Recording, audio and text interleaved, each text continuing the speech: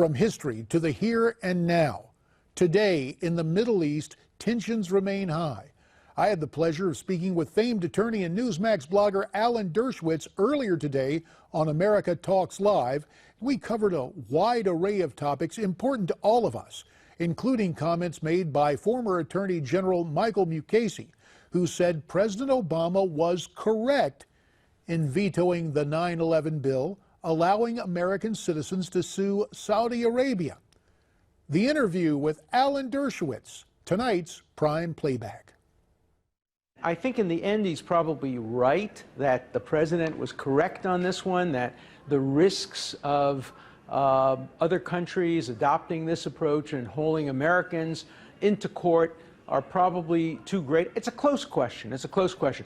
Part of me is thrilled that the president had a veto overridden, because this basically sends the president an interesting message that he ought to have known a long time ago. You know, we really do have a system of checks and balances, and the president doesn't rule without the Senate, without Congress. The president sometimes thinks that he doesn't need the Senate or the Congress, as he did during the Iran deal, when he prevented the Senate from even voting on what essentially was a treaty. So it serves the president right to have his veto overturned by Congress. But in the end, I think Obama may have the better of the argument on the merits of this legislation, though it's close, and I'm sympathetic with the victims of 9/11, but probably having a trial of a country is not good for international comity or international relations. Alan, there is something that has happened at the world body not far from where you were sitting, the United Nations. Now, granted,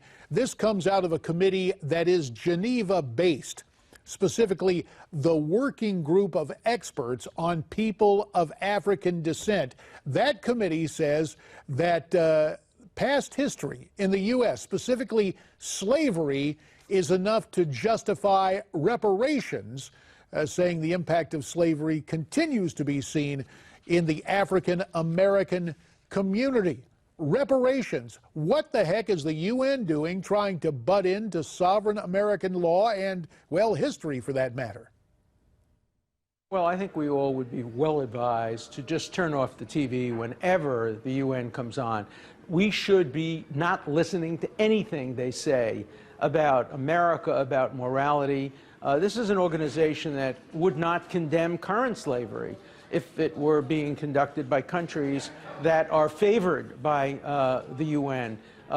It applies such a double standard to Western nations, to the United States, to Israel, than it does to Saudi Arabia, which still essentially has forms of slavery, many other countries in many parts of the world that have apartheid, gender apartheid, and religious apartheid. So please, UN, stop lecturing the United States. Maybe you can learn a lesson from the imperfect democracy that we have in this country and export it to some of the perfect tyrannies that have so much power in the United Nations these days. So, you know, I think we should ignore what the United Nations said. The United Nations UNESCO has now decided that Christians and Jews don't have any history in the Middle East. They've decided to change the names of all the Christian and Jewish cultural spots in the Middle East and give them only Arabic names, trying to erase the history of Christianity. Well, then, if that's Judaism, the case, you know what, in the birthplace of both of those religions. What we should do is something I advocated during my days in Congress. Perhaps the UN should be invited out of New York, and I don't know, maybe Khartoum in the Sudan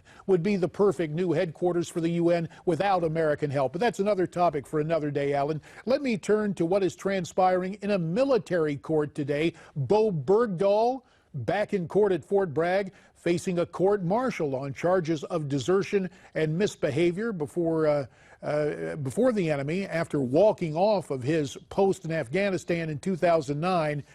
If convicted, he could face life in a military prison. But, Alan, I've gotten calls from some outraged viewers saying, why in the heck was the death penalty taken off the table for a guy like Bo Bergdahl? Well, we don't execute people anymore in this country for desertion. The last time we did it was Private Slovak in the Second World War. It's an anachronism. This poor kid was over his head. The pressures that operate on people in combat, he should be punished. We shouldn't in any way encourage the kind of desertion, putting American lives at risk, trying to bring him back. But I think we have to have a calibrated punishment that not only fits the crime, but fits the criminal. And the death penalty certainly doesn't fit this crime. All right, well, I will try to be diplomatic, but I just got to tell you, the whole thing with him and the curious Rose Garden ceremony with his parents, where his dad in full beard speaks in Urdu, as if they have a welcome wagon for the enemies of this country. It was a little bit nuts. You got to admit that. It's more than just a troubled and confused kid. But I don't blame a father for doing everything possible to bring back his son. Including a crash course in Urdu to salute our enemies. Yeah. Well, okay. I would, all let right. me tell you, I would take a crash course in Urdu for my children. I love my kids too, but I think that's absurd in terms of the world stage. Now, on the world stage, we note the passing of former Israeli Prime Minister Shimon Peres, and of course the Clintons are heading there. The Clinton campaign has yet to confirm that Hillary will be there, but of course Bill, as a former president, will be there. Obviously, it's something that you want to have a memorial to former Prime Minister Peres. It doesn't hurt Hillary here at home politically, though, does it? Well, I think she really loved, and Bill Clinton really loved Shimon Peres, as I did. He was a very close friend of mine. I met him first in 1970 when he was arming Israel and helping it to defend itself against the countries surrounding it, which wanted to destroy it. I most recently spent time with him when he was given the Medal of Freedom by President Obama at a White House ceremony. I'm wearing a black tie to show my personal great grief over his death. Every time I went to Israel, I paid my respects to him when he was the president. He was a wonderful man, a man for all seasons. He knew when to make war, and he knew when to try to achieve peace. So I don't think we should talk about politics in the context of his passing. He was the last of the founding generation of Israel, very close to David Ben-Gurion, and I think not only one of the greatest Israelis and Jews of the 20th and first part of the 20th century, but one of the greatest people in the world during that period of time. And he will long be remembered. But like Moses, he was not given an opportunity to get to the promised land. He wanted peace. He wanted to be the person who brought about the two-state solution, and he did not live long enough to see it. But I hope in his memory we will achieve a two-state solution with Israel's security protected. Well, two states at odds in recent years, sadly, the United States and Israel, and there's no way to divorce politics from current Prime Minister Netanyahu's visit to New York last week to address the UN. Both major presidential candidates visited with him. A lot of people taking note of the Trump visit with Netanyahu. What do you think was discussed there? Got about 45 seconds. Well, I know what was discussed there because I had dinner with Benjamin Netanyahu and Sarah Netanyahu during their visit here. I think that Benjamin Netanyahu was trying to be as balanced, as fair, and didn't want to in any way take sides. He met with both of them. He expressed the interest of the United States in enforcing the Iran deal to the hilt, explained why it would be a terrible thing for the UN to pass a resolution encouraging the Palestinians not to negotiate, because the road, as he said at the UN, the road to peace is through Ramallah or Jerusalem and not through New York, and certainly not through the United Nations.